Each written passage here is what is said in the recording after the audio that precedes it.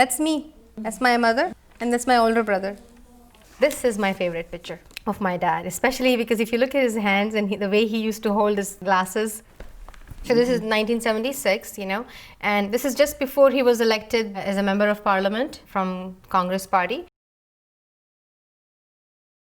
Congress MP Ehsan Jafri was among the 68 people killed by a mob in Gulbarg society on February 28, 2002. Mobs raged through the state, burning their neighbours alive and raping women. The violence began when a train full of Hindu pilgrims was set alight.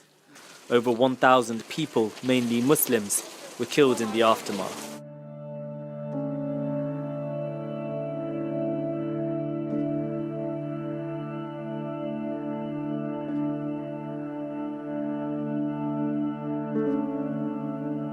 The mob was too big, and he called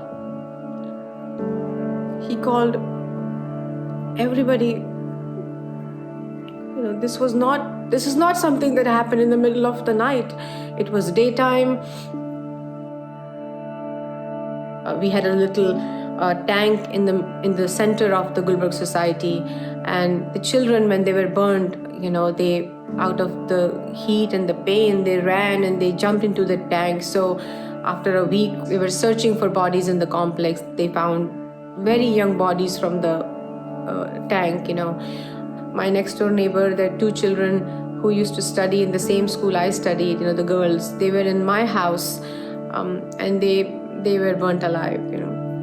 My next door neighbor, his head was like completely taken off his body. His son, both his hands were chopped off because he tried to stop them.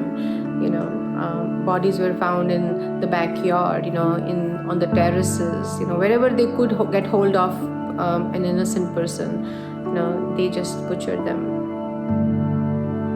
So many cases of rape. Not only in Ahmedabad, around Gujarat, in the villages. Whenever I open my album, I can't go through one single page when I cannot point that this person was killed on that day, on February 28th, 2002.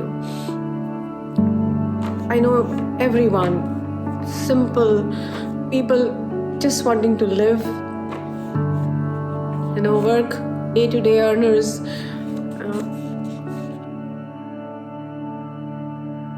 Even today, when I go to Ahmedabad, I see people, they are still displaced. They couldn't get back up.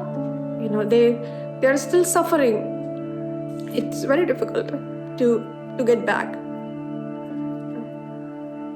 You try to train your brain by looking around and seeing, the pain that other people are going through for whatever reason, and you try and tell yourself that it's okay.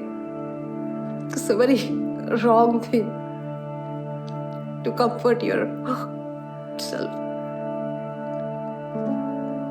But there is no closure.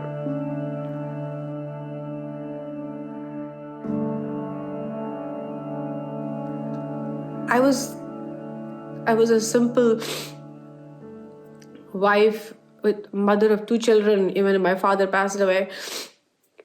And slowly, I learned to go out and speak. I went to many gatherings to tell them there is no difference between us and them. We are all one, we are all together. India is our home. And then now,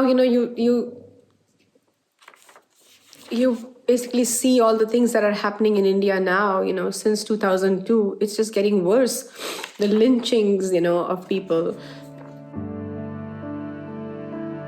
I have no hate towards anybody, but I do want that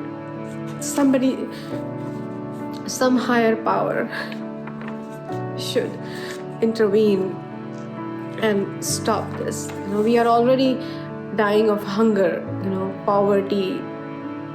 Why kill each other, for religious-based hate? I just hope that someday, we'll be able to live, all of us together, without this hate. someday, do imagine, do dream of that day.